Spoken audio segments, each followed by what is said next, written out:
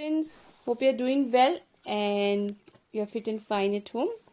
So today we are going to do our fourth chapter of the book Vistas, that is The Enemy, written by Pearl S. Buck. It's a very interesting story, but it's the longest chapter of your English books. So before I start the chapter, let me tell you something about the background. This chapter is of the time when the World War was going on, and during that time an American prisoner, he comes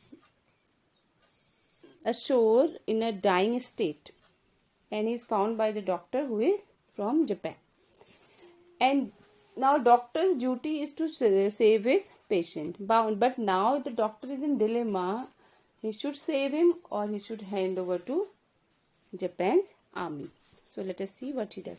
Dr. Sadao Hoki's house was built on a spot of the Japanese coast where as a little boy he had often played. So his house was there in the Japanese coast, and he used to play there in his childhood. The low square stone house was set upon rocks. So his house was made of stone and which was set on the rocks, well above a narrow beach that was outlined with the bent pines. So it was a narrow beach there, and there were pine trees. As a boy, Sadao had climbed the pines, supporting himself on his bare feet, as he had seen men to do in the South Seas when they climbed for coconut. So he used to climb on the pine bare feet, because he has seen in the South Sea how the people climb coconut trees without wearing anything on their feet. His father had taken him often to the island of those seas, and never had he failed to say to the little brave boy at his side. And his father used to take him there to the island, and he used to tell his son something. What was that? Those islands yonder, they are the stepping stone to the future for Japan. His father used to tell him this. Those island yonder. Yonder is the old English here, but yonder means there. So he used to say, there you can see the island. They are the stepping stone to the future for Japan. So he used to say that they are the future of Japan. Where shall we step from them? Sadao had asked seriously, and Sadao used to ask where we will go from there, in what we will step from there. Who knows? His father had answered. Who can limit our future? It depends on what we make it. So his father used to say, we don't know our future, but our future is that what we make it. So it depends on us what we make it. Sadao had taken this into his mind, as he did everything his father said. So Sadao used to follow whatever his father said. His father, who never joked or played with him, but who spent infinite pains upon him, who was his only son. So his father was a very strict type of father. He never used to enjoy or have a joke with his son. He always used to be very serious. But he has taken a lot of pain for his only son, because every father does that. They want to see their son and daughter to be in a good place. For providing them everything, they go through so many pains, but they never discuss this pain with their children. For this reason, he had been sent at 22 to America to learn all that could be learned of surgery and medicine. So because of that, his father wanted him to study properly. So he sent him America when he was of 22 to study medicine and surgery. He had come back at 30, and before his father died, he had seen Sadao become famous not only as a surgeon but as a scientist. And his father died, and Sadao has become a good surgeon. Not only he became surgeon but a very good scientist also, because he was perfecting a discovery which would render wounds entirely clean. He had not been sent abroad with the troops, and he had done the discovery of cleaning the wounds.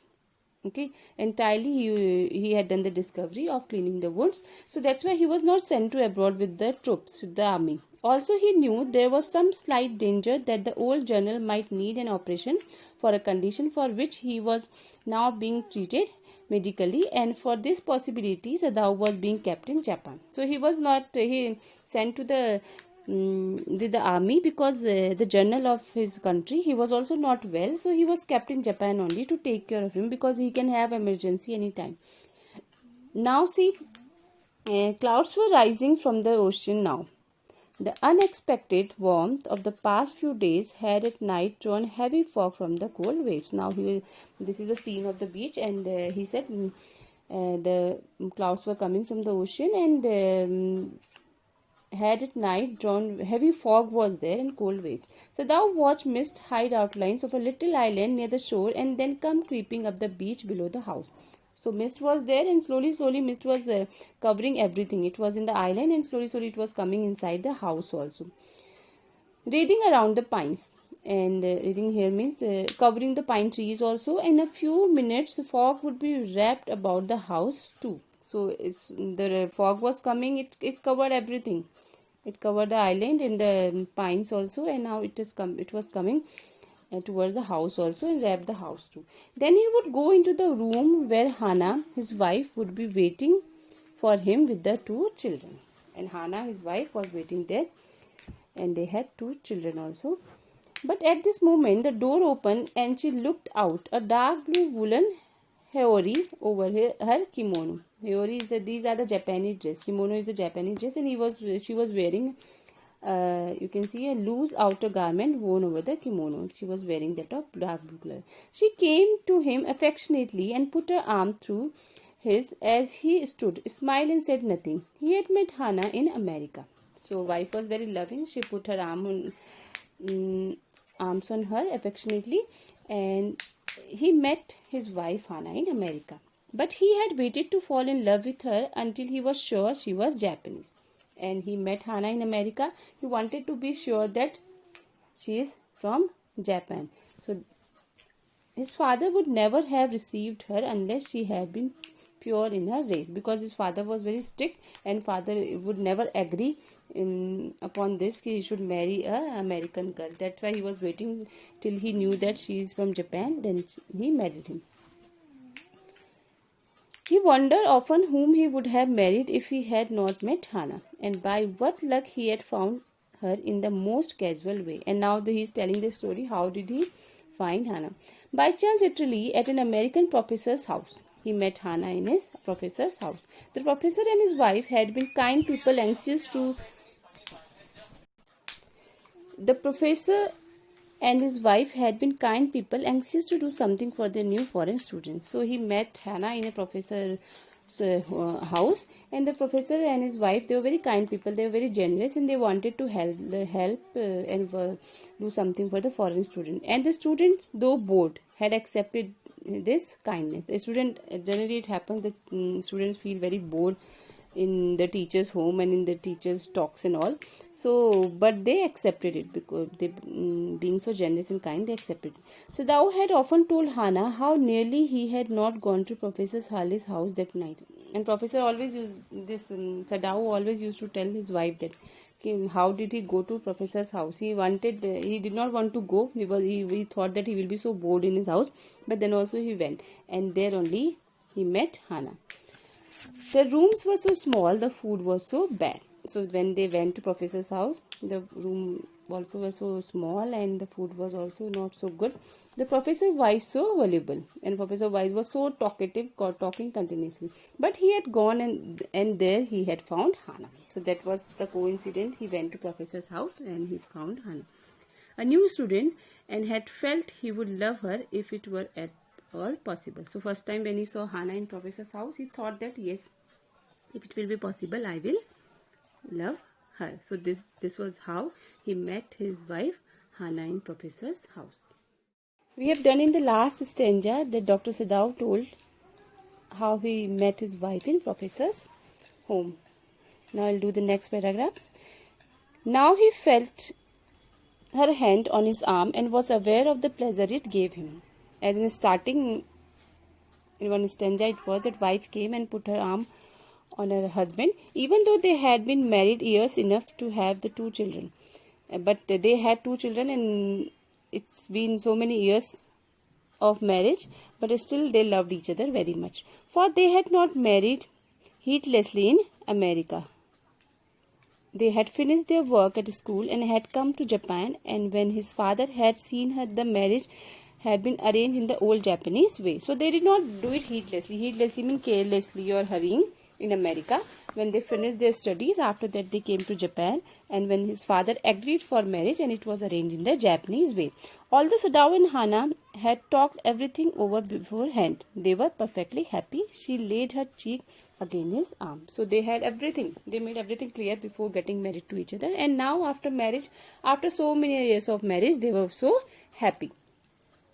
And she laid her cheek against his arm. It was at this moment that both of them saw something black come out of the mist. So they were outside, they were looking at the beach there, and as in the beginning of the chapter it is told that there was a fog and mist all around. So they saw that something black was coming out from there.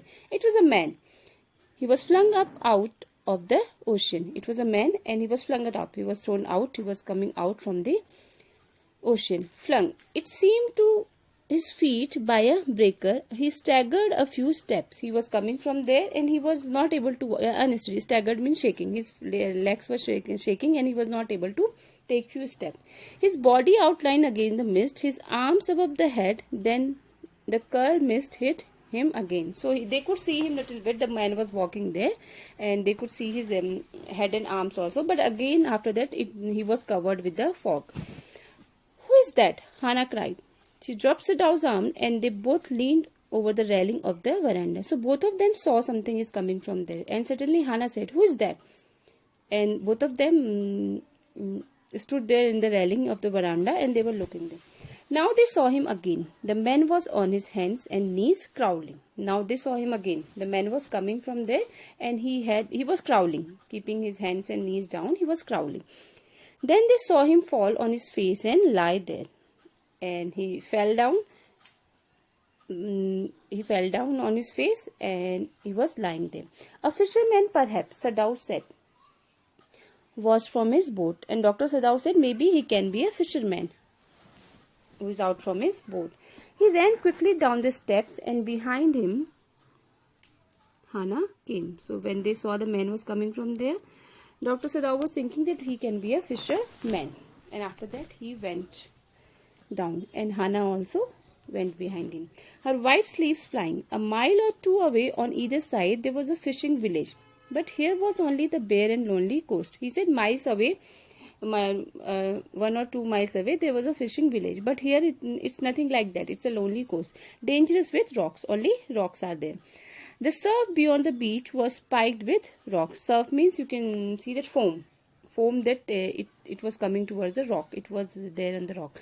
Somehow the man had managed to come through them. He must be badly torn. So he said, Dr. Sadao said, here is no village around because it is far away, 1 mile or 2 miles, and here only rocks, and this man has come from those rock sides, so maybe he must be injured, badly torn. They saw when they came towards him that indeed it was so. The sand on one side of him had already a stain of red soaking through. So when he came towards him, they saw that really the sand on one side of him and already a stain of red. So the sand would be there in his this whole clothes and all. So it was of red color. He is wounded, Sadao exclaimed. He made haste to the man who lay motionless. So after that Sadao said, okay, he is injured, he is wounded, so I should help him. He went there. That man was laying motionless without doing any activity. He was there. His face in the sand, an old cap stuck to his head, soaked with the sea water. He had a cap also, and that was too wet. He was in wet rags of garments, and his clothes also all were wet. Sadao stopped Hana at this side and turned the man's head. They saw the face. So after that he turned man's head, and they saw the face of the man. A white man, Hana whispered. He was a white man. Yes, it was a white man. The wet cap fell away, and there was his wet yellow hair, long as though for many weeks it had not been cut. So when they saw, they removed the cap also. He had yellow hair, and it was looking like the hair were not cut from many weeks. And upon his young and tortured face was a rough yellow beard. He had beard also. He was unconscious and knew nothing that they did for him. He was unconscious. He could not realize or feel whatever they were doing for him. Now Sadao remembered the wound, and with his expert fingers he began to search for it. Blood flowed freshly at his touch. So Sadao, he was a doctor. He was the doctor and expert of wounds. So he began to search for his wound, and it was bleeding. Fresh blood was there when he touched. On the right side of his lower back, Sadao saw that a gun wound had been reopened, and he had one gun wound also.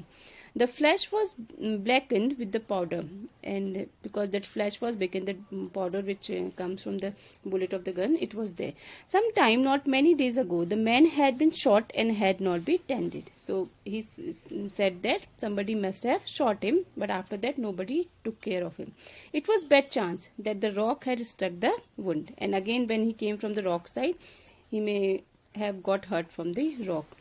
Oh, how he is bleeding, Hannah whispered again in a solemn voice. The mist screened them now completely, and at this time of day no one came by. The fishermen had gone home, and even the chance of beachcombers would have considered the day at the end. So Hannah also whispered, she was saying how badly he is hurt. And after that, the day was going to be over. Nobody was there, not even fishermen. Beachcombers are the people, those who search at the beaches, those who search, maybe they search the people and other things. So they were also there, and they were also not there, and the day was at an end. What shall we do with this man? Sadao muttered. But his trained hands seemed of their own will to be doing what they could do, staying the fearful bleeding. So now, what shall we do with this man? Doctor said. But like he was trained in doing these all the things. So first thing what he wanted to do, he wanted to stanch the fearful bleeding. He wanted to stop the bleeding. He packed the wound with the sea moss that strewed the beach. So sea moss means whatever plants and would be there, the grass would be there. He stopped that wound from this bleeding from the wound. The man moaned with pain in his stupor, but he did not awaken. So he was just moaning, making noise, but he did not get up. The best thing that we could do would be to put him back in the sea, Sadao said, answering himself. Now Dr. Sadao was talking to himself. What shall I do with this man? And best thing what I can do, I can throw him back to the sea. Now that the bleeding was stopped for the moment, he stood up and dusted the sand from his hands. Now bleeding was stopped, so he got up and dusted the sand, whatever was there in his body and in his clothes. Yes, undoubtedly, that would be best, Hannah said steadily. But she continued to stare down at the motionless man. And Hannah also said, yes, this would be the best thing if we will send him back to the sea. If we sheltered a white man in our house, we should be arrested, and if we turned him over as a prisoner, he would certainly die, Sadao said. Doctor said, if we give him shelter in our house, definitely we will be arrested, because he was a white man, he was an American soldier. And definitely, if we will keep him in our home, the army will arrest him. Or if we will give it to the prison, he will die there. The kindest thing would be to put him back into the sea, Hannah said. But neither of them moved. They were staring with a curious repulsion upon the inert figure. So they both agreed that the kindest thing can be we can put him back to the sea. But they did not move to throw him back. They were staring with a curious repulsion upon the inert figure. They were curious repulsion means they did not like. Now then they are confused also what to do. Inert figure means the person who was not able to move there. They both were saying to each other, yes, best thing will be we'll send him back to the sea. But and they did not like that person also though who was there. But what can they do? They were just looking at each other. So Dr. Sadao asked his wife, what about the servants? When we'll take him home, what will we say to our servants? We must simply tell them that we intend to give him to the police. As indeed we must, Sadao. So his wife said, we'll tell them that we want to give this man to the police, which actually we should do. We must think of the children and your position. It would be endanger all of us if we did not give this man over as a prisoner of war. And she said we should think about the children and your position also. If we not do that, your position and everything will be in danger. Certainly, Sadao agreed. I would not think of doing anything else. Thus agreed. Together they lifted the man. He was very light like a fall that had been half starved for a long time until it is only feather and skeleton. So they lifted him, both of them. He was very fall is a bird, and he said he was very light like a bird, and he had been half starved for a long time. He has not eaten from a long time, and only what was there, only feather and skeleton was there. He was very light. So his arms hanging, they carried him up the steps and into the side door of the house. They brought him inside from the side door. This door opened into a passage, and down the passage they carried the man towards the empty room. They brought him in the empty room. It had been the bedroom of Sadao's father. This was the bedroom of Sadao's father, and Sadao's father was already dead. And since his death, it had been no use. It was not used. They laid the man on the deeply matted floor. Deeply matted floor means mats would be there in the floor. Everything here had been Japanese to please the old man. Everything kept there was Japanese, because old man, that old person, he loved his country very much, and he did not want to see anything else other than that. Who would never in his own home sit on a chair or sleep in a foreign bed. He never wanted to have any foreign thing in his room. Hannah went to the wall cupboard and slid back a door and took out a soft quilt. So from the cupboard she has taken out one quilt for him. She hesitated. The quilt was covered with flower silk, and the lining was pure white silk. So that quilt was covered with the silk, and that it was of pure silk. He is so dirty, she murmured in distress. Yes, he had better be washed. Sadao agreed. If you will fetch hot water, I will wash him. So she wanted to give him the quilt made of silk, but she said he is very dirty, I can't do that. So Sadao said, it will be very good if you bring some water, hot water, I will wash him. I cannot bear for you to touch him, she said. And she said, no, I don't want you to wash him. I will not be able to tolerate that. We shall have to tell the servants he is here. I will tell Yumi now. She can leave the children for a minute and she can wash. He said, no, you don't do it. I will call Yumi. There will be servant. She will leave the children and she will come to do this. So thou consider a moment. Let it be so. He agreed. You tell Yumi and I will tell the others. He said, okay, servant will do this. So you call her and I will call other servant.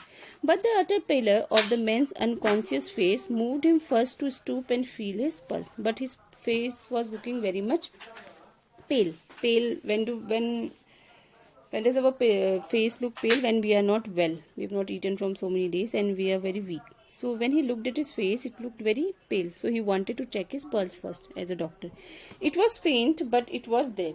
He put his hand against the man's cold breast. The heart too was yet alive. The pulse was faint, but he could feel the pain. Even his heart was also beating, so he was still alive. He will die unless he is operated on, Sadao said. And doctor said, if we will not operate him on him, he will die. Considering the question is whether he will not die anyway. Hannah cried out in fear, don't try to save him. What if he should live? And Hannah was very afraid. He said, no, don't try to operate and don't try to save him. If he will live, then will be the problem. What if he should die? Sadao replied. And Sadao said, what will happen if he will die? He should...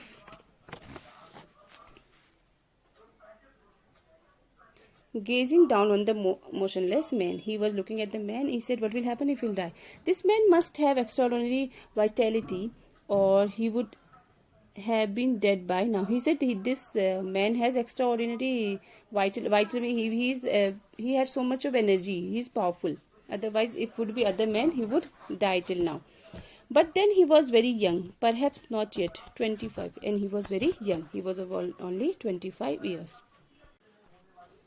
You mean die from the operation? Hannah asked. Yes, Sadao said. Hannah considered this thoughtfully, and when she did not answer, Sadao turned away. At any rate, something must be done with him, he said.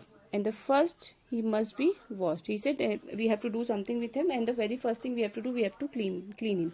He went quickly out of the room, and Hannah came behind him. She did not wish to be left alone with the white man. He was the she had seen since she left America, and now he seemed to have nothing to do with those whom she had known there. And she said he was after so many years, he was the first man she saw when she left America, and she doesn't want to know also and know about the person whom she already left so many years ago. Here he was her enemy, a menace, living or dead. He said now he is our enemy.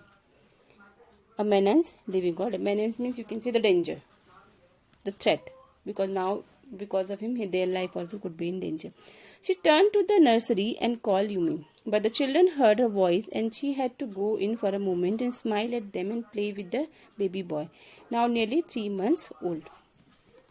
Over the baby's soft black hair, she motioned with her mouth, Yumi, come with me. So she played with her children and told servant to come with. I will put the baby to bed. Yumi replied, he is ready.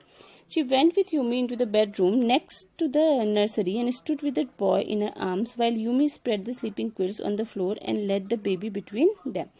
The Hana led the way quickly and softly to the kitchen. Hana went to the kitchen and she put the quilt and baby there. The two servants were frightened at that their master had just told them. The old gardener, who was also a house servant, pulled a few hairs on his upper lip. So, Dr. Sadao must have already told two servants about that fellow. So, they were confused now. They were frightened and afraid. The master ought not to heal the wound of this white man, he said bluntly to Hana. He said bluntly to Hana, the master should not heal the wound or treat this white man. The white man ought to die. First he was shot. Then the sea caught him and wounded him with her rocks. If the master heals what the gun did and what the sea did, they will take revenge on us. So the servant said that the master should not treat him because this man, first somebody shot him and then he caught in the sea and he was wounded by the rocks. And if the master will heal them, they will take revenge on us. I will tell him what you say, Hana replied courteously. So she said, yes, I will tell him whatever you have said. But she herself was also frightened. Although she was not superstitious as the old man was, could it ever be well to help an enemy? She also started thinking, though she was not superstitious, but again she started thinking, should they help the enemy or not? Nevertheless, she told Yumi to fetch the hot water and bring it to the room where the white man was. She went ahead and slid back the partition. Sadao was not yet there. Yumi, following, put down her wooden bucket. Then she went over the white man. When she saw him, her thick lips folded themselves into stubbornness. And Yumi saw that his lips were closed very tightly. I have never washed a white man, she said, and I will not wash so dirty a one now. And she said, no, I cannot wash him. I have never washed any white man and I don't want to wash the dirty one. Hana cried at her severely. You will do what your master commands you. And Hana became angry. She commanded her, whatever I am saying that you have to do and do it right now. In the last stanza, that Hana's servant, she denied to clean that white man. Hana cried at her severely, you will do what your master commands you. So Hana became angry and she shouted, you have to do whatever I am telling you. After I am the boss, I am the master. There was so fierce a look of resistance upon Yumi's round dull face that Hana felt unreasonably afraid. So Yumi, she showed different type of resistance. She pretended or she showed that I don't want to do anything. So Hana also became afraid, unreasonably afraid. After all, if the servant should report something that was not as it happened. So she was afraid. Why she was afraid? She was afraid that if servant will report these all the things that we have one American soldier in our home. Very well, she said with dignity. You understand, we only want to bring him to his senses so that we can turn him over as a prisoner. So she said, okay, very well, I understand what are you saying, but we are doing whatever we are doing just to bring him to the senses and make him normal because he is a wounded person. After that, we'll send him to prison. I will have nothing to do with it, Yumi said. I'm a person and I'm a poor person and it is not my business. She said, I don't want to do anything with this issue, this business, because I'm a poor person and I don't want to be involved in this all. Then please, Hannah said gently, return to your own work. Then Hannah told the servant, you just go and do your work. At once Yumi left the room. But this left Hannah with the white man alone. The servant left the room and Hannah was alone in room. She might have been too afraid to stay had not her anger at Yumi's stubbornness now sustained her. Now she was not afraid and she was there with that white man. Stupid Yumi, she muttered fiercely. Is this anything but a man? And a wounded, helpless man.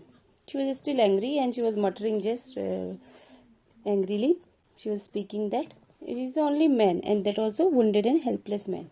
I don't know why Yumi is doing this.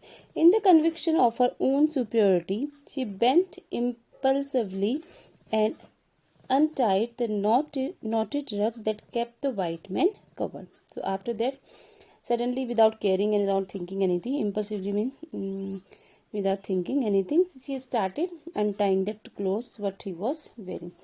When she had his breast bare, she dipped a small clean towel that Yumi had brought into the steaming hot water and washed his face carefully. And then she started cleaning his face and washing him. The man's skin, though rough with exposure, was of a fine texture. So she realized when she was cleaning that face, his face was, the skin texture was very good. It must have been very blonde when he was a child. So she realized that the person would have been with a bright skin, golden skin when he was a child. While she was thinking these thoughts,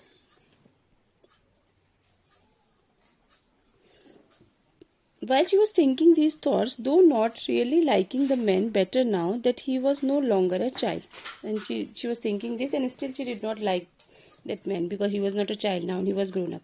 She kept on washing him until his upper body was quite clean, and she cleaned him properly. His upper body was cleaned properly. But she dared not turn him over. Now he could not turn him over. And he was thinking of the doctor. Where was Sadao, her husband? Now her anger was ebbing. Ebbing means now being less. She was not angry that much now. And she was anxious again, and she rose, wiping her hands on the wrong towel. She was anxious and she was afraid still. And she got up and cleaned her hand in a different towel. Then lest the man be chilled, she put the quilt over him. Now she left the man to take rest, and she put the quilt and covered him. Sadao, she called softly. He had been about to come in when she called. His hand had been on the door and now he opened it. So that she was thinking of her husband, and husband was also ready to come inside. He was near the door. She saw that he had brought his surgeon's emergency bag and that he wore his surgeon's coat, and he was ready to do operation. He was in his kit, emergency kit, and bag and coat also he was wearing. You have decided to operate, she cried. And she was surprised. She cried, are you going to do operation? Yes, he said shortly. He turned his back to her and unfolded a sterilized towel upon the floor of Tokonoma alcove and put his instrument out upon it. So she said, yes, I am going to do that. And he turned his back and unfolded his sterilized means out this free from germs towel he has brought, and upon the floor of the Tokonoma alcove. Tokonoma, a niche or an alcove in a Japanese home for displaying flower arrangement. In the place for flower arrangement, he put his towel and all the things, instrument. Fetch towels, he said. She went obediently, but now anxious now, to the linen shelves and took out the towel. There ought also to be old pieces of matting so that the blood would not ruin the fine floor covering. She went out to the back veranda where the gardener kept strips of matting with which to protect delicate shrubs on cold nights, and took an armful of them. So she brought the towel, and after that she was thinking that maybe the floor will be dirty because of his blood and because he was bleeding. So I will bring some mats. So she went to garden to bring some mats, and she brought some mats inside. But when she went back into the room, she saw this was useless. The blood had already soaked through the packing in the man's wound and had ruined the mat under him. So already when she came inside, mat was dirty with the blood. Oh, the mat, she cried. Yes, it is ruined, Sadao replied, as though he did not care. She cried because her floor was dirty, and she was crying to see that. And Sadao said, yet it is ruined, but he did not pay so much of attention. Then he helped him to turn him. He helped me to turn him, he commanded her. She obeyed him without a word and began to wash the man's back carefully. After that, she started cleaning man's back. Yumi would not wash him, she said. Did you wash him then? Sadao asked, not stopping for a moment, his swift, concise movement. He said, he asked her, then who washed it? She said, Yumi did not wash it, so I did it. And he was looking at him, he was doing his work also, and he was asking also. Yes, she said, yes, I cleaned him. And Yumi denied to clean, so I cleaned the man. So when Dr. Sadao asked his wife who cleaned that American soldier, she said that Yumi, our servant, denied to do that, so I did. He did not seem to hear her, but she was used to his absorption when he was at work. She wondered for a moment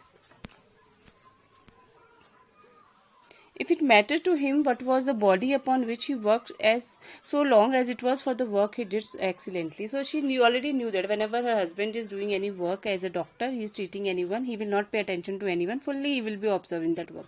You will have to give the anesthetic if he needs it, he said. So he told his wife that you will give anesthesia to him if he will need. I, she repeated blankly, but never have I. So she said, I have never done it.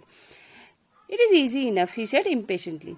He was taking out the packing now, and the blood began to flow more quickly. He peered into the wound with the bright surgeon's light fastened on his forehead, and he was checking the wound of that soldier. The bullet is still there, he said, with the cool interest. Now I wonder how deep this rock wound is. So he was thinking about how deep this wound is, and he knew now the bullet is inside.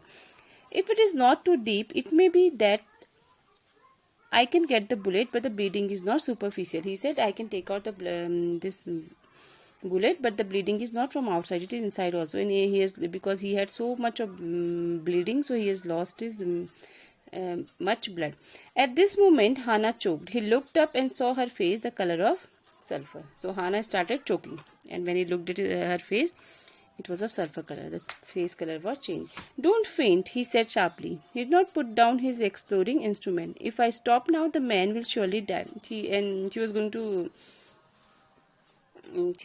to faint. So he said, don't faint. If I cannot leave this instrument also. If I leave it, he will surely die. She clapped her hands to her mouth and leaped up and ran out of the room. Because maybe for the first time she was watching that type of wound and operation, so she got choked for that. Because we are not the normal people like you and me, those who are not used to of seeing these treatments and all, they will definitely feel different when they get to see it. Outside in the garden, he heard a retching. Retching means the sound of when we do vomiting. So she started vomiting after looking at the wound.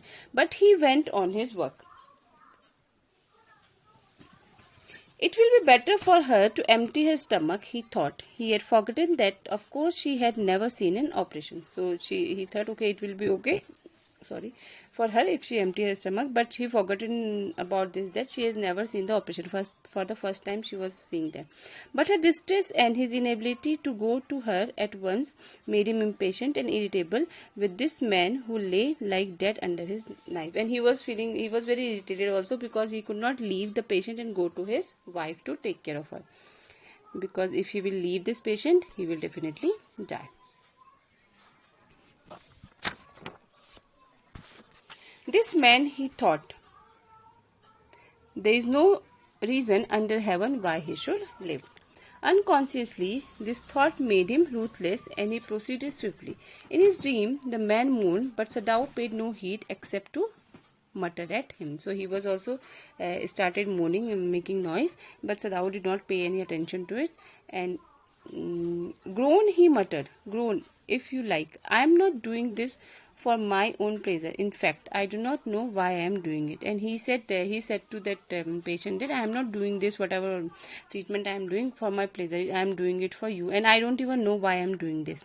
The door opened, and there was Hannah again. Where is the anesthetic? She asked in a clear voice. Sadao motioned with his chin. It is as well that you came back, he said. This fellow is beginning to stay. So Hannah came back and she was asking about the anesthesia. And doctor said, it's good that you have come back.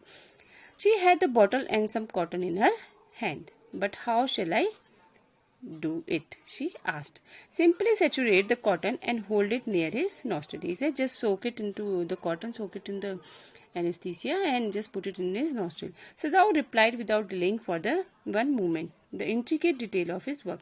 When he breathes badly, move it away a little. He said he was busy in his work and he said he put it in his nose, and if he'll start breathing heavily, then take it away a little. She crouched close to the sleeping face of the young American. It was piteously thin face, she thought, and the lips were twisted. The man was suffering whether he knew it or not. Watching him, she wondered if the stories they heard sometime of the suffering of prisoners were true. So when she looked at him, she realized that he was suffering, that man was suffering, and she was thinking about those stories which she has heard in the prison, how the people suffer. They came back like flickers of rumors. So they are all like rumors, because she has never seen it, she has only heard it, told by word of mouth and always contradicted.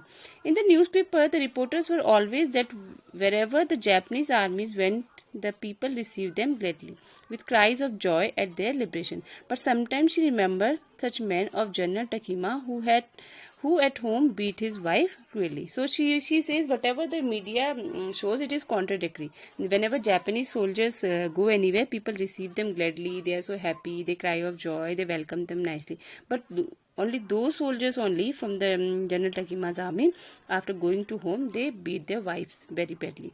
Though no one mentioned it now that he had fought so victorious a battle in Manchuria. If a man like that could be so cruel to women in his power, would he not be cruel to one like this, for instance? So she was thinking about this a man who was lying there. He must have fought war also, and she was thinking that if a man like that could be cruel to a woman in his power, would he not be cruel to one like this, in for instance? So she was thinking about General Takima, who fights the war very bravely, and after that he beats his wife at home. So she was thinking that if he is so cruel to his wife, will he not be so cruel to this soldier?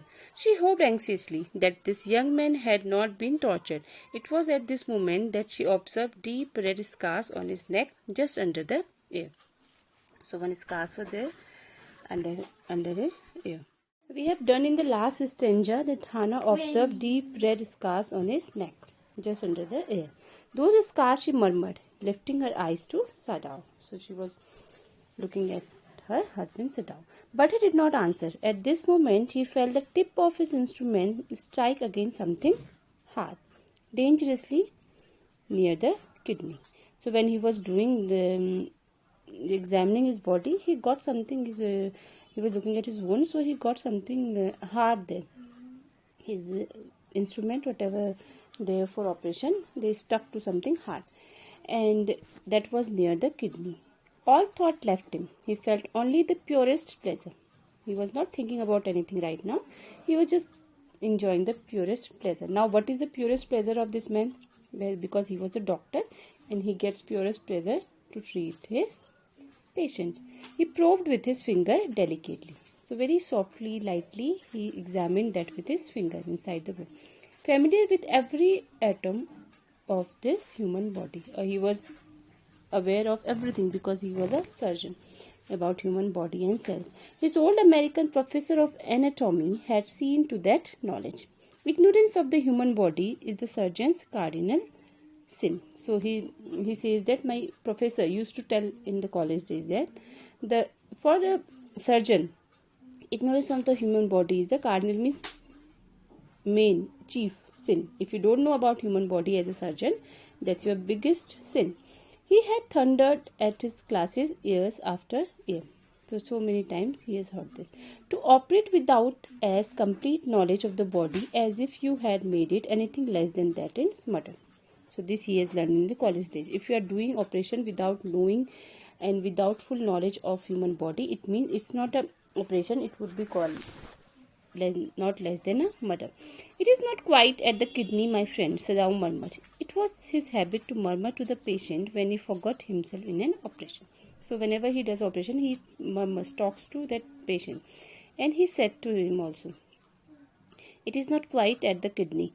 My friend, he always called his patient, and so now he did, forgetting that this was his enemy. So he forget the person who is lying in front of him is his enemy. So then also he called him friend. Then quickly, with the cleanest and most precise of incisions, the bullet was out. So most precise, a small cut he put there, and the bullet was out of the wound. The man quivered, but he was still unconscious. Nevertheless, he muttered a few English words. That man started trembling, and still he was unconscious, but he spoke few words in English. Guts, he muttered, choking. They got my guts. So this he spoke. Sadao, Hannah cried sharply. Hush, Sadao, said. The man sank again into the silence so profound that Sadao took up his wrist, hating the touch of it. So again he became unconscious. So Sadao wanted to check his pulse, so he took his wrist. He did not want to do that. He hated actually, but he has to do. Yes, there was still a pulse, so faint, so feeble, but enough. Pulse was there. It was very weak, but it was enough. If he wanted the man to live, to give hope, so to keep him alive, the pulse was enough. But certainly, I do not want this man to live, he thought. And he was thinking also, because after all, he was his enemy. He was thinking he should not live. No more anesthetic, he told Hannah. He turned as swiftly as though he had never paused, and from his medicines he chose a small vial, and from it filled a hypodermic and thrust it into the patient's left arm. So he took that, you must have seen the small bottle in which injections are there. The medicine is there. So he took the injection and thrust it, put it in his arm. Then putting down the needle, he took the man's wrist again. The pulse under his fingers fluttered once or twice and then grew stronger. So it was being weak, but again it became stronger, the pulse of that person. This man will live in spite of all, he said to Hannah and sighed. And he took a sigh of relief and he said, this person will live. Whatever we do, he is going to live. He will not die. The young man woke so weak, his blue eyes so terrified when he perceived where he was, that Hannah felt compelled to apologize. She herself served him, for none of the servants would enter the room. So he opened his eyes, and Hannah, she was feeling up to apologize, and she served him herself, because no servant was ready to do that. When she came in the first time, she saw him summon his small strength to be prepared for some fearful things. Don't be afraid, she begged him softly. And softly she said, requested him, don't be afraid.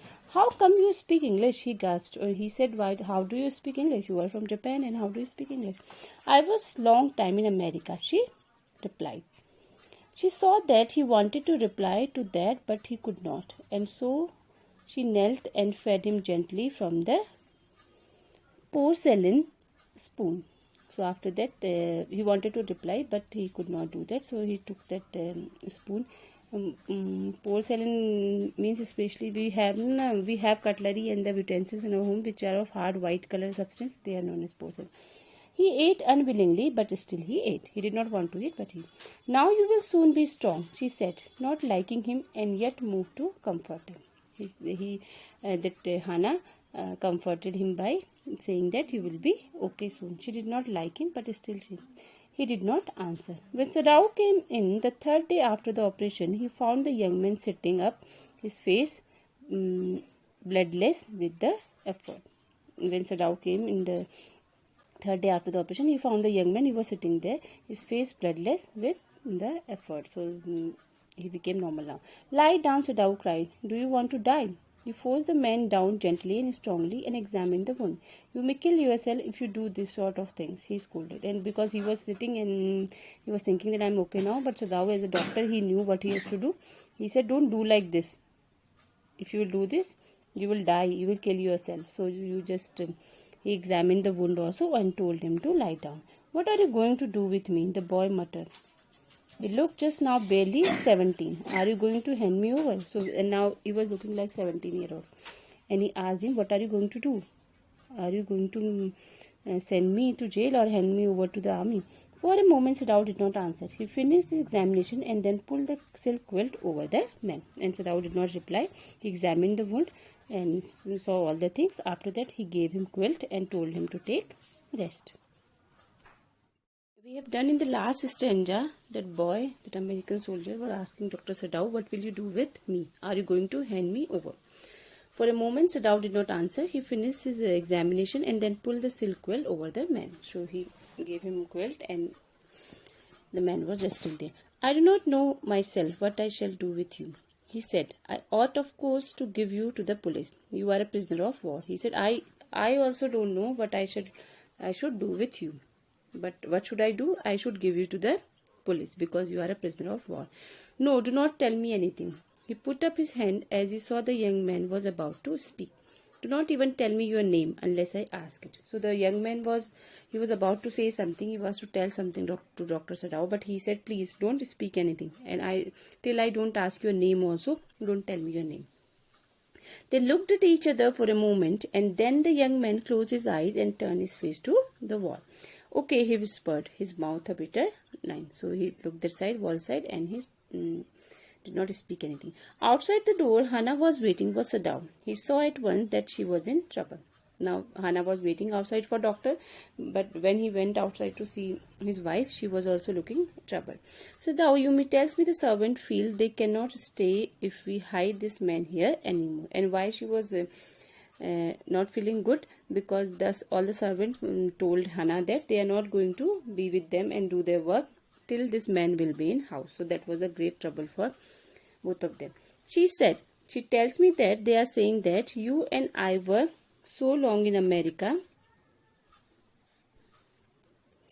that we have forgotten to think of our own country first. They think we are like Americans. So what was the reason? All the servants, they were thinking that they both husband wife, Sadao and Hannah, they were in America for so long.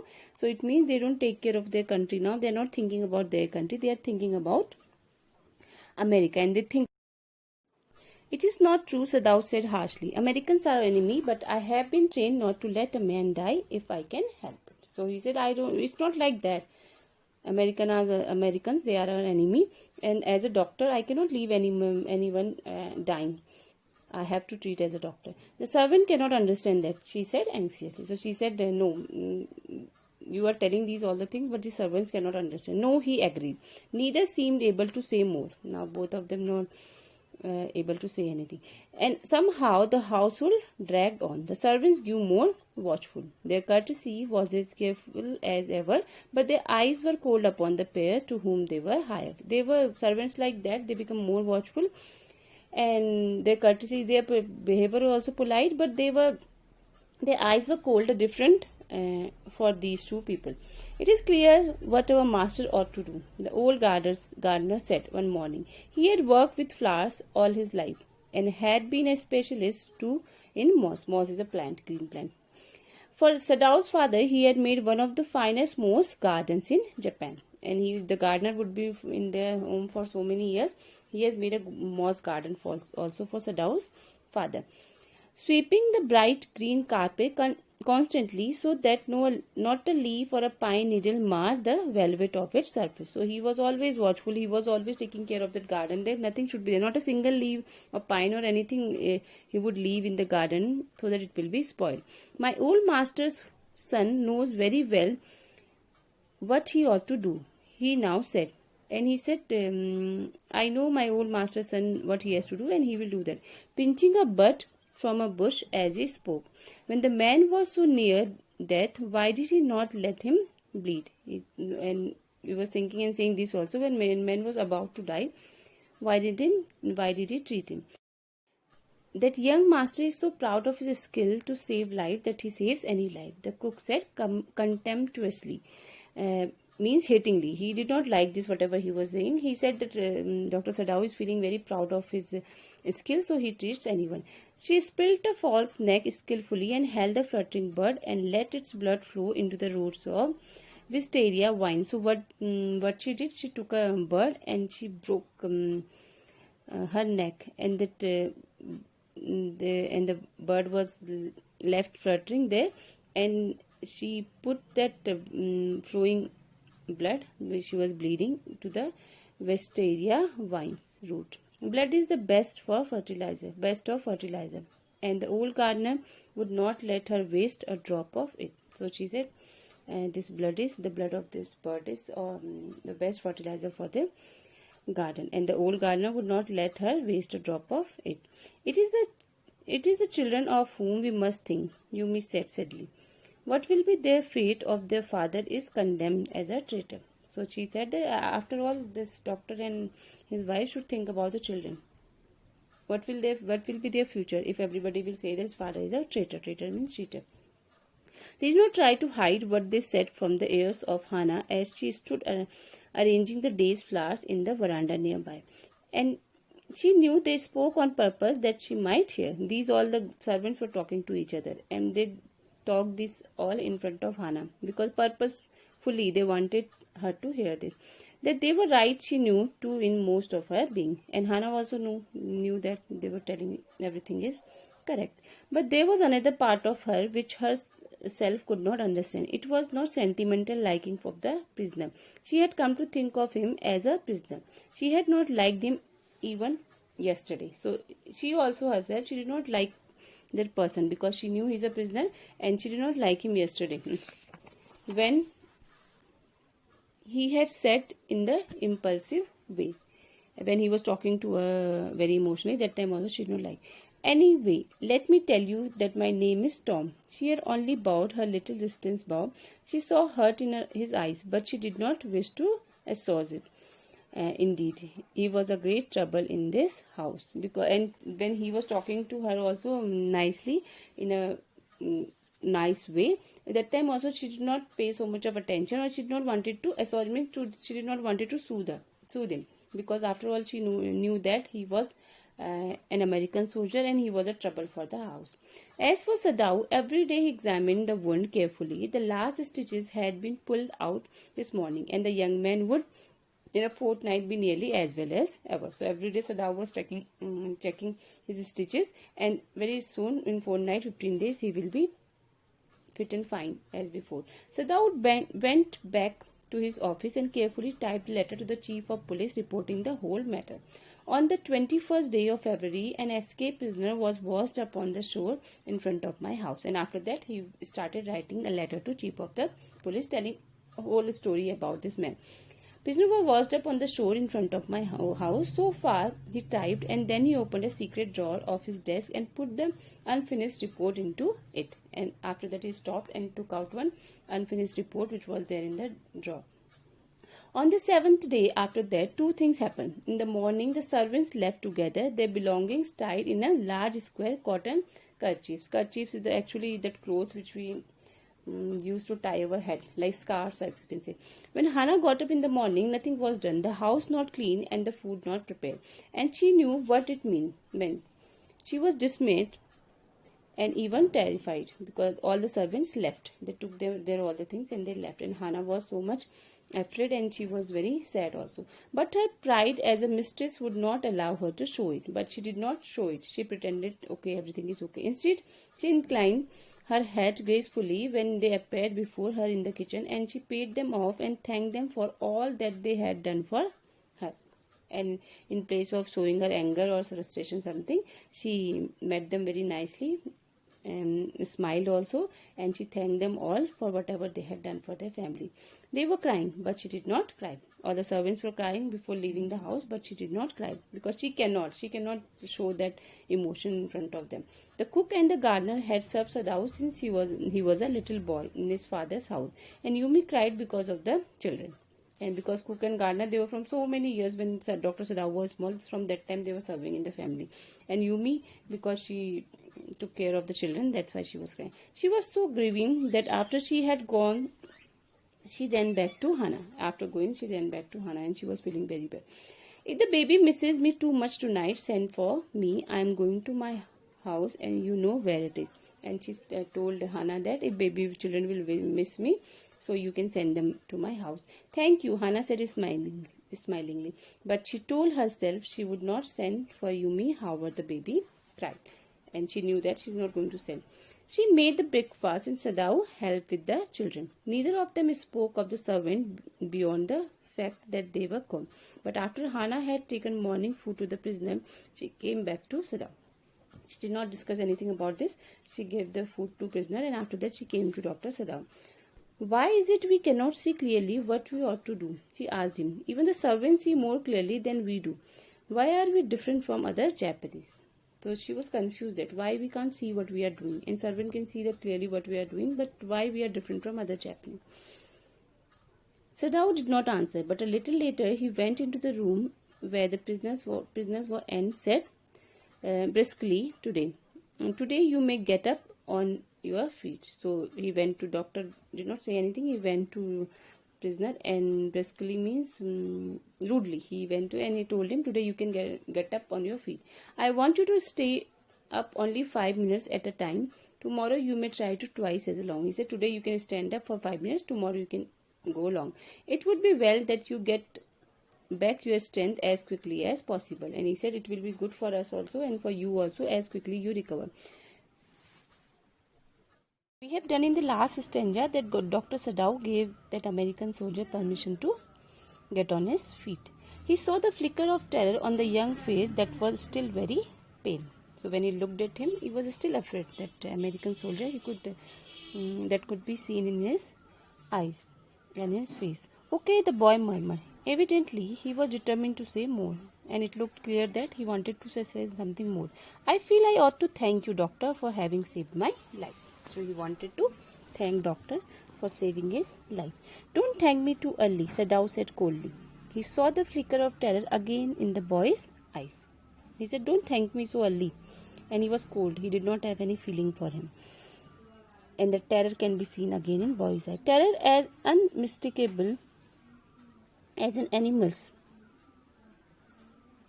That the same type of terror which could be seen in animal's eye. The scars on his neck were crimson for a moment. Crimson means red color. Some scars were there on his neck. They were of red color. Those scars, what were they? Sadao did not ask. So scars were there, but he did not ask about this. In the afternoon, the second thing happened. Hana, working hard on unaccustomed labor. Working hard on unaccustomed labor means because they did not have servants with them. So she was working and doing all the work. So a messenger come to the door in official uniform. Her hands went weak and she could not draw her breath. So when she was working, suddenly she saw when messenger was there, he was in his uniform. Official this duty uniform, and she became so weak and she could not breathe also. She was so afraid. Why? Maybe she must have thought about that the general has got the idea of this servant, this American soldier in their home, so he must have come to take him. The servants must have told already. She ran to Sadao, gasping, unable to utter a word, and she thought that their servant, those who denied to work, they must have told the general about this, and she went to doctor and she could not speak a word. But by then the messenger had simply followed her through the garden and there he stood. She pointed at him helplessly. Sadao looked up from his book. He was in his office, the other partition of which was brown, thrown open to the garden for the southern sunshine. So he was sitting there and he was reading his book and he looked up. What is it? He asked the messenger and then he rose, seeing the man's uniform. He got up and asked the messenger, why are you here? What is the problem? You are to come to the palace, the man said. The old general is in pain again. So because he has come there because the general was not well. But Hana was so afraid, she thought that maybe they must have got the idea of this prison, this American soldier, so that's why he has come. Oh, Hana breathed. Is that all? All the messenger exclaimed. Is it not enough? So Hana took a deep breath. She was relaxed now. She's okay. Is that all? So messenger said, is it not enough? Indeed it is, she replied. I am very sorry. She must have been very relaxed now after listening this. When Sadao came to say goodbye, she was in the kitchen, but doing nothing. The children were asleep, and she sat merely resting for a moment, more exhausted from her fright than from work. So she was there in the kitchen. She was not doing anything. When he came to say goodbye, he was going to Jannah, and she was resting there. She was tired, very much tired. Tired not of the work, because of that fright, with the terror which she had because of that American soldier. I thought they had come to arrest you, she said. He gazed down into her anxious eyes. I must get rid of this man for your sake, he said in distress. And she said, I am so much afraid because I thought that person must have come here to arrest you. And Dr. Sadao said, don't worry, I am going to get rid of this man. Somehow I must get rid of him. He said, I have to do something. Now he must be thinking about these all things, how to get rid of this man. So now goes to see the general. Of course, the general said weakly, I understand fully, but that is because I once took a degree in Princeton, so few Japanese have. So now you must be treating general, and they were having the discussion. And the general said, I also had a degree in Princeton. Princeton is a famous university of New Jersey. I care nothing for the man, Excellency, Sadao said, but having operated on him with such success. He said, I don't care about that man at all, but having operated on him with such success, and I have operated him and I got the success. It means that Dr. Sadao must have told everything to General. Yes, the General said. It only makes me feel you're more indispensable to me. He said, it means you are very important. Indispensable means very necessary to me. Evidently, you can save anyone. You are so skilled. He said, definitely, you can save anyone. You are such a great doctor. You are such a great surgeon. But you are skilled. You say you think I can stand one more such attack as I have today. So he was asking him, do you think I can bear one more attack which I had today? Not more than one, Sadao said. Sadao said, no, you should not have that now.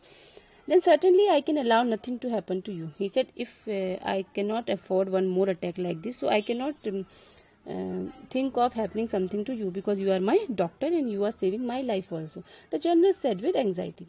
His long pale Japanese face became expressionless, which meant that he was in deep thought. He was thinking about this. You cannot be arrested, the general said, because Dr. Sadao has told all the story to general, but general said, I cannot arrest you. Closing his eyes, suppose you were condemned to death and the next day I had to have my operation. He said, suppose I arrest you and give you death penalty and after that next day is my operation. So what will I do? Because I believe so much in you and you can save my life. There are other surgeons, Excellency, Sadao suggested. Sadao said, if I will not be there, other surgeons are there. Then I trust, the general replied. And the general said, I don't believe in anyone. The best ones have been trained by Germans and would consider the operation successful even if I died. So he said he was telling just a joke, in joking mood he was saying that the bus doctor, they are trained from Germans and if I will die, they will say the operation is successful. I do not care for their point of view, he sighed. It seems a pity that we cannot better combine the German ruthlessness with the American sentimentality. So he said we cannot compare this, we cannot combine also. Germans are so ruthless, everybody knows that, you must have heard about Hitler and the Nazis and all. So he said we cannot combine this German's ruthlessness and Americans are very sentimental.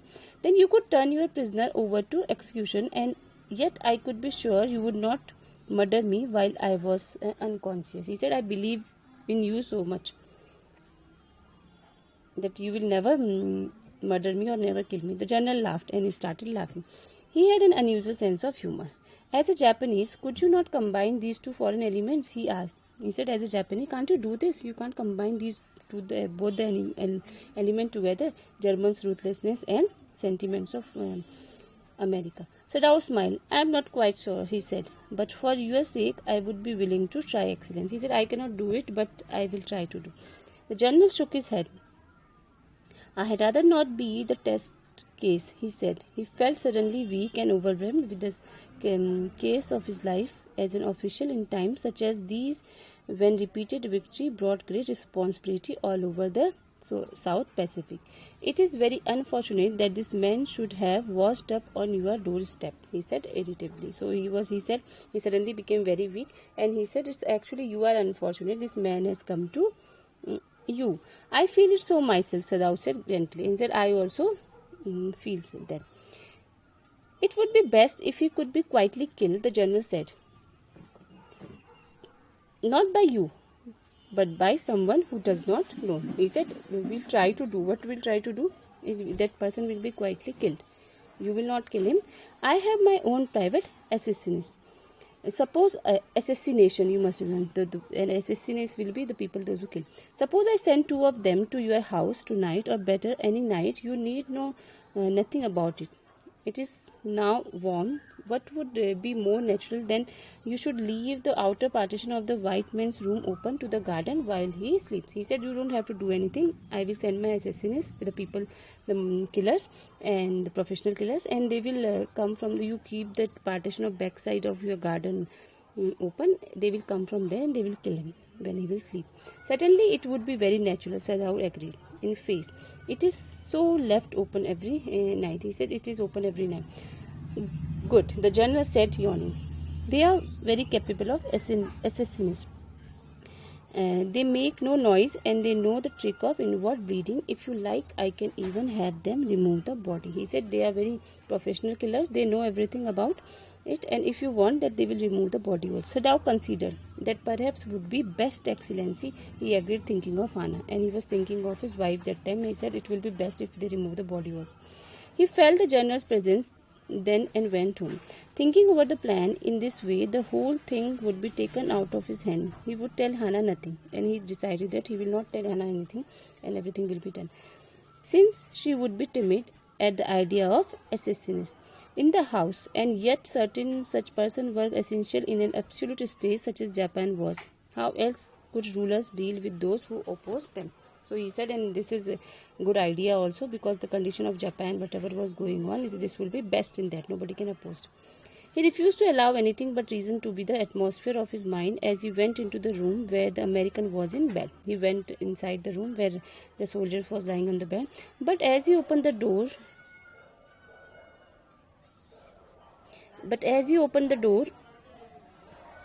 to his surprise, he found the young man out of bed and preparing to go into the garden. And when he went inside, he saw that man is not there. He was trying to go to the garden. What is this? He exclaimed. Who gave you permission to leave your room? And this Sadao was very angry. He said, who gave you permission to go from here? I am not used to waiting for permission. Tom said gaily, Gosh, I feel pretty good again, but will the muscles on this side always feel stiff? And he said, I don't want anybody's permission. And he said it gaily, and Gosh means this is the expression of shock. He said, I feel pretty good again. I don't want anybody's permission. But these muscles on this side are very stiff. I cannot move. Is it so? Sadao inquired, surprised. He forgot all else. Now I thought I had provided against them, he murmured. He lifted the edge of the man's shirt and gazed at the healing scar. Massage may do it, he said, if exercise does not. He said, if you cannot exercise, you can massage it.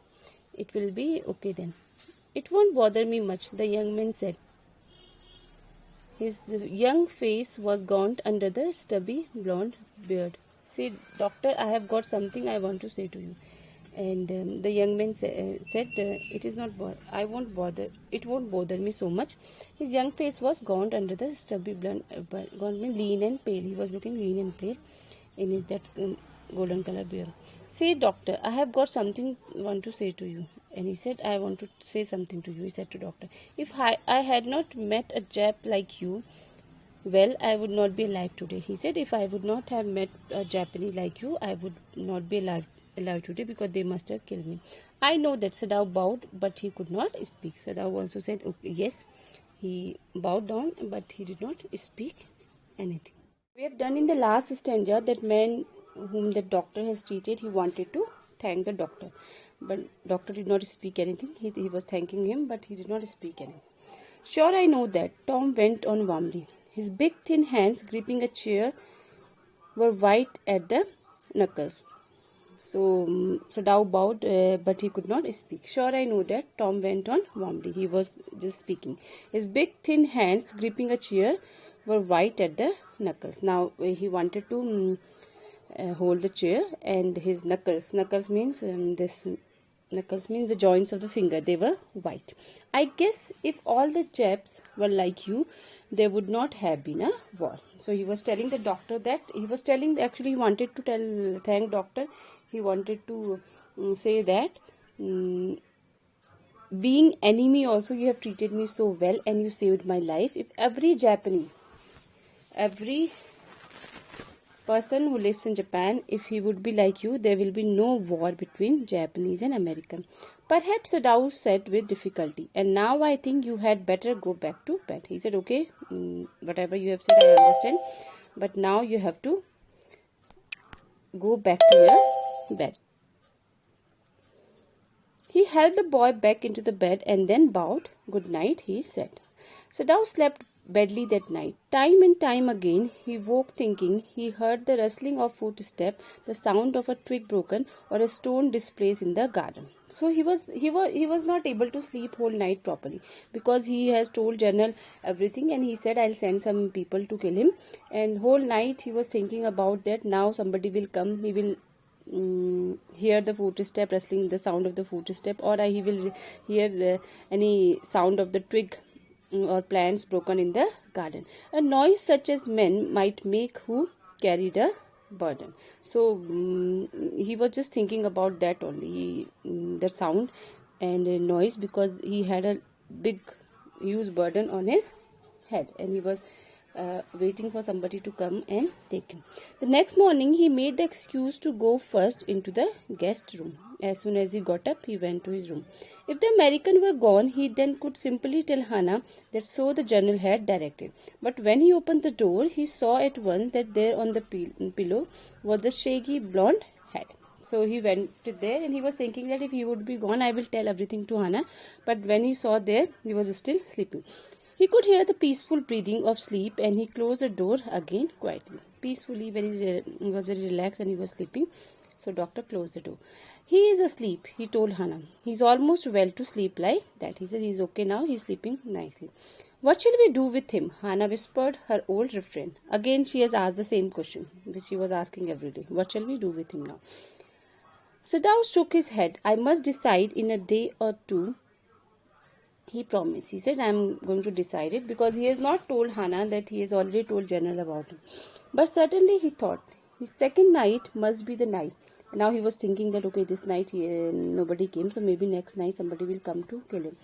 There was a wind that night, and he listened to the sound of bending boughs and whistling partition. Bending branches, the noise of the branches and whistling in the partition. Hana woke too. Ought we not to go and close the sick man's partition? She asked, and she said we should close that partition which we have in the garden, because this wind is blowing. It's like a storm, and he's sick already, so we should close it. But no, Sadao said. He is able now to do it for himself. He said no need. We can do it himself, because he cannot close the partition, because that was decided that he will not close the partition, and people will come from there to take him or kill him. But the next morning, the American was still there. Then the third night, of course, must be the night. Now 2 nights have gone. Now Sadao was waiting for the third night. The wind changed to quiet rain, and the garden was full of the sound of dripping eaves and running springs. Eaves means when we have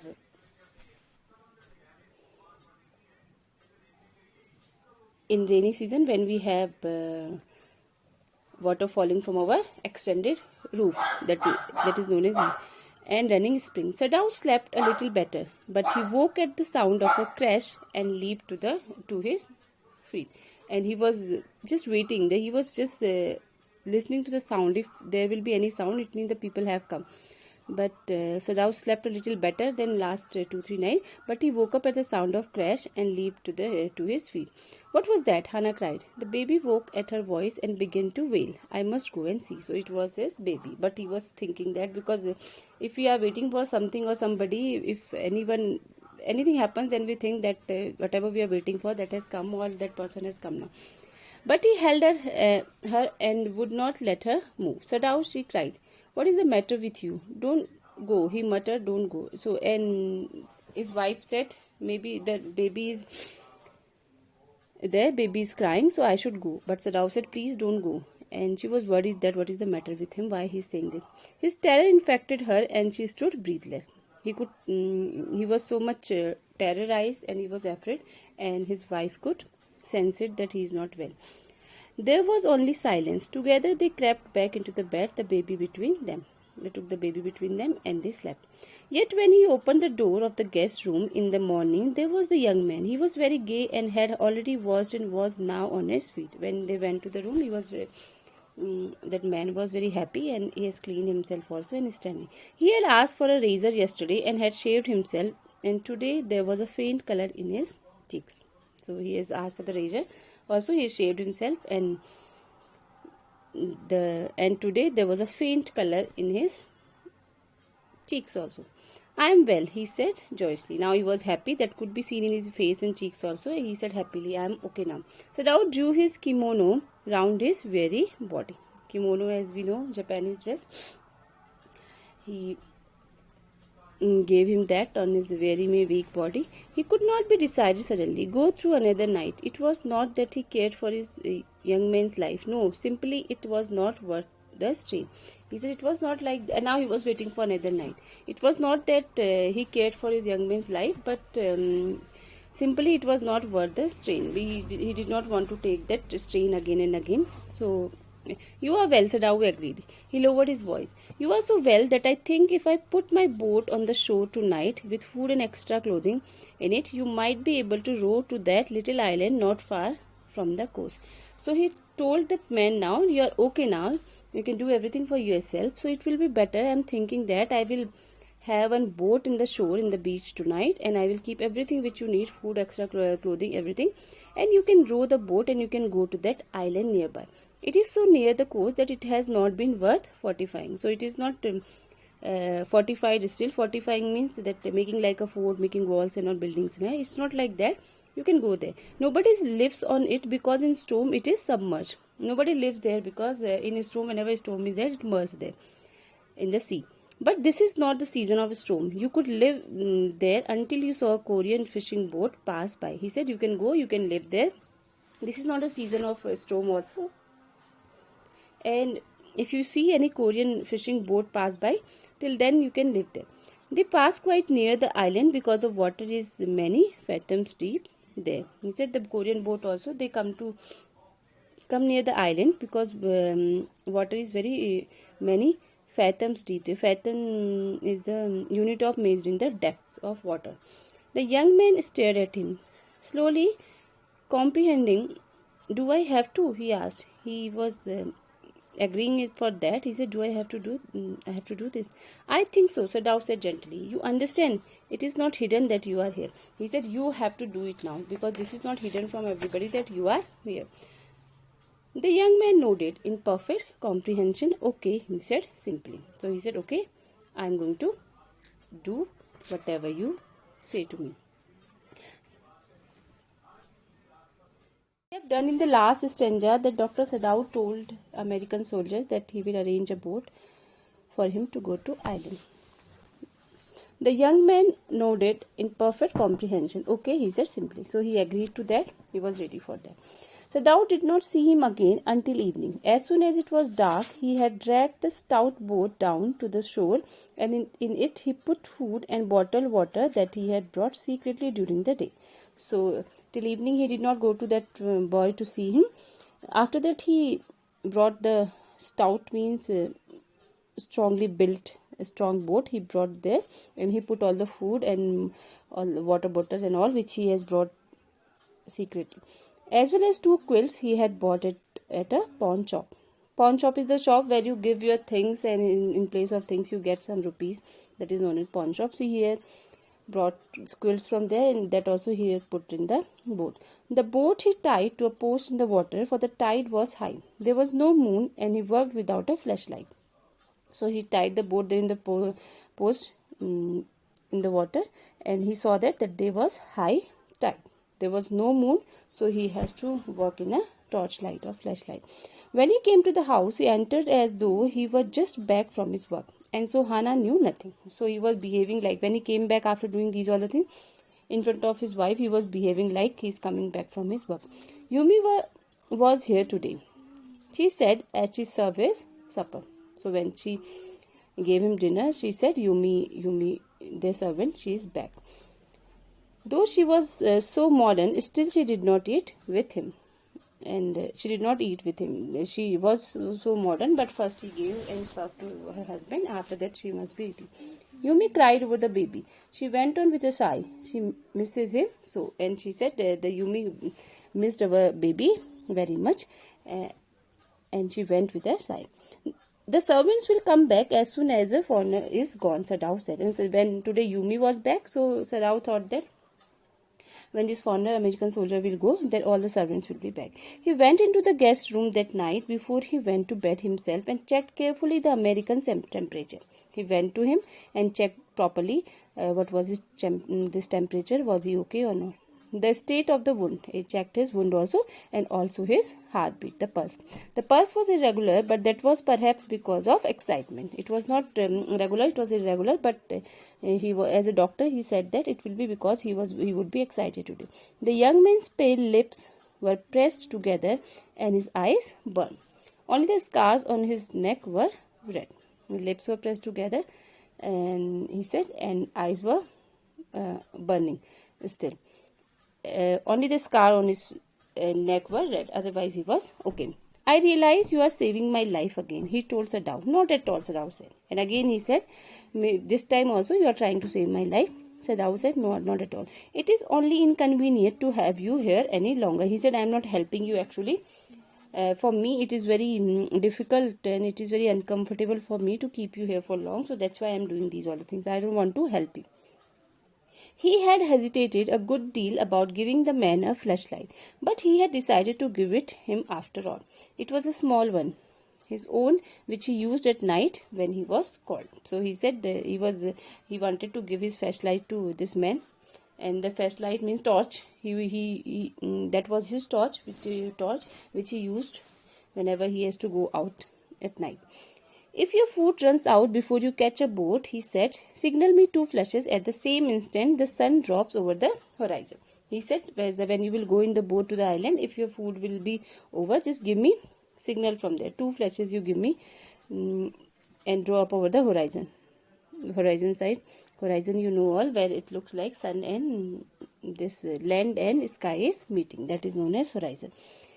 If you do not signal in darkness, for it will be seen. He said, don't signal me in darkness because other people will also see it. You signal me in the daytime. If you are all right but still there, signal me once. So he was telling him about the signals he has to give him after he reaches there. You will find fresh fish easy to catch, but you must eat them raw. A fire would be seen. He said, you can find near the island, you can find fish also, but don't burn the fire, because if you will roast them in fire, it would be seen and people will get to know. You have to eat that raw. Okay, the young man breathed. He was dressed now in the Japanese clothes which Sadao had given him, and at the last moment Sadao wrapped a black cloth about his blonde head. Now Sadao said, so he was dressed in Japanese clothes and he gave him a black coat to wrap. Now said Sadao. The young American, without a word, shook Sadao's hand warmly and then walked quite well across the floor and down the step into the darkness of the garden. So he shook his head warmly and then he went to the garden. Once, twice, Sadao saw his light flash to find his way, but that would not be suspected. He waited until from the shore there was one more flash. Then he closed the partition. That night he slept. So he has gone in the boat. He gave him flash also, and after that Sadao closed the partition of the garden and he slept.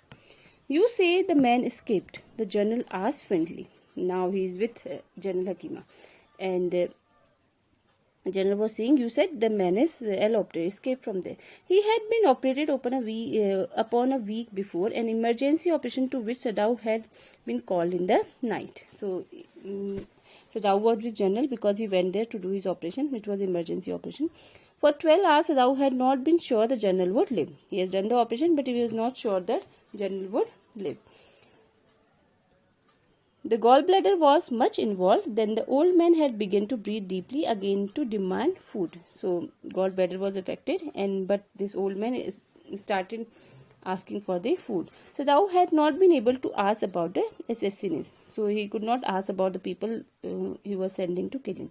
So far as he knew, they had never come. The servants had returned and Yumi had cleaned the guest room thoroughly and had burned sulphur in it to get the white man's smell out of it.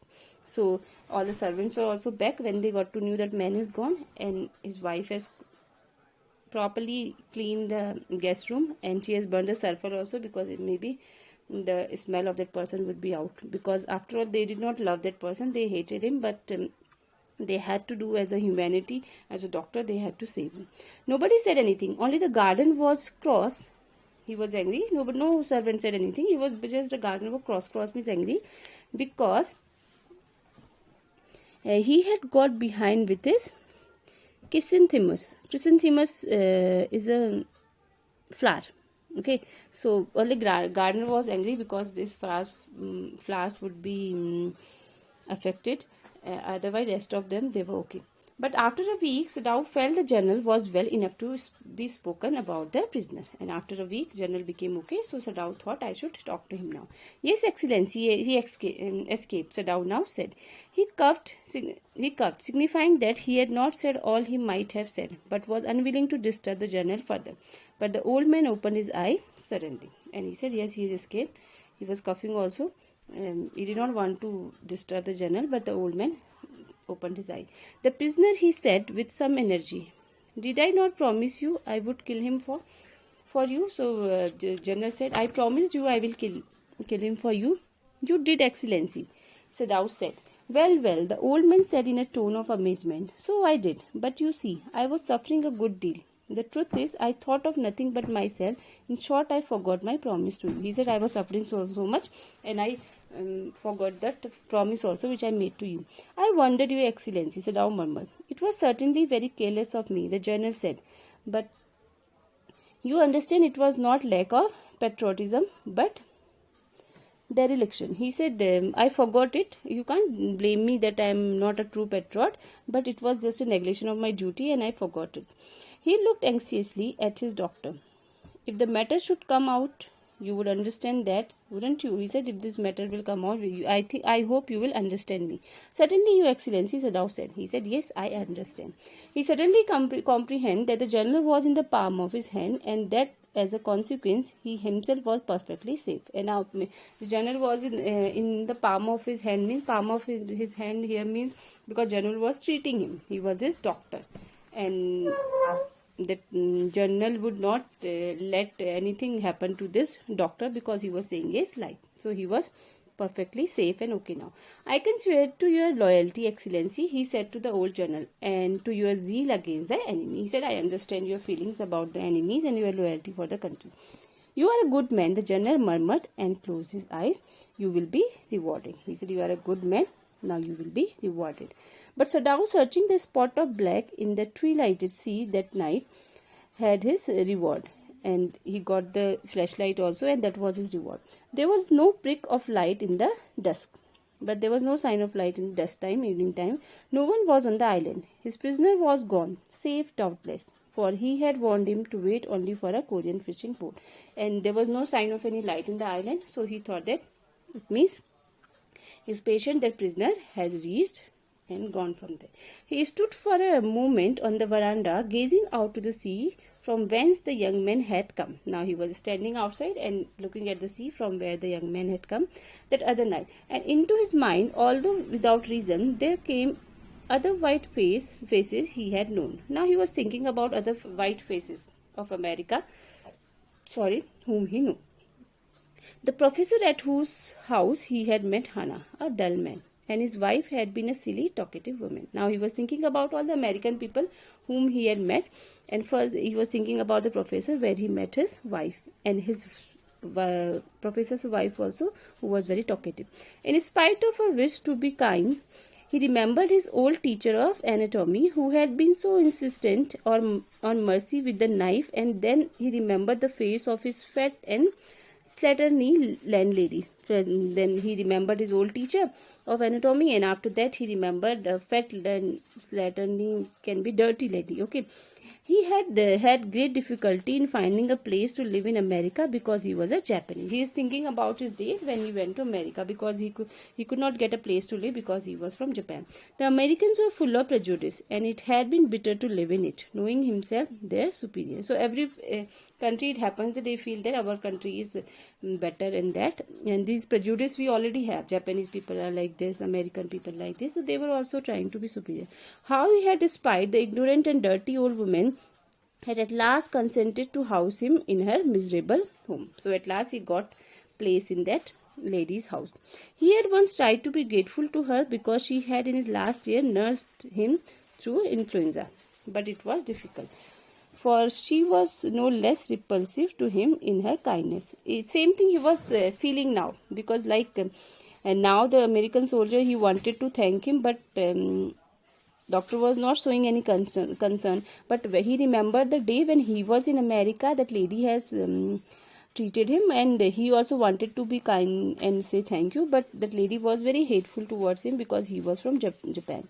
Now he remembered the youthful, haggard face of his prisoner, white and repulsive, and now he is thinking about that this American soldier's face, which was haggard face of his prisoner. Haggard means white looking face of that prisoner, white color, and repulsive means hateful, because they did not like him. Strange, he thought, I wonder why I could not kill him. And now he was thinking, strange, it was very strange of me, he was my enemy, but I don't think why I did not kill him. So here the story ends, The Enemy. Hope you must have understood. Nice story. And if you have any confusion, any problem, you can call and discuss.